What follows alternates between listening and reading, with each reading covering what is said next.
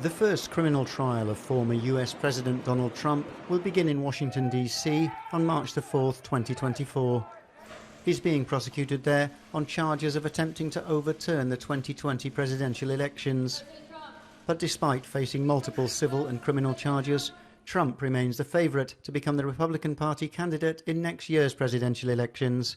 If the judicial timeline is met, Trump's electoral journey would step into uncharted territory leading up to next year's poll.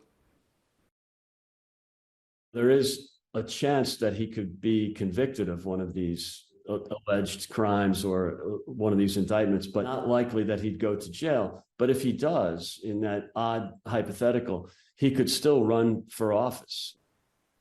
The former president also faces charges in Georgia, where he's accused of conspiring to alter the election outcome in the state, allegedly with the assistance of several individuals from his inner circle. As yet, no date has been set for the case, but it could be pivotal for Trump's fate. Everything hinges on the distinction between a federal and a state crime. He cannot pardon himself over a state charge. Legal experts don't think he can pardon himself over a federal case, but they're still debating that. There's no question that he has no power over the states to do that. So Trump, in other words, can't manipulate the legal process in Georgia using presidential executive power, which is why the fact that he faces hundreds of years in prison on these 13 felony charges in some ways is more serious than the hundreds of years that he faces in the 3 other indictments.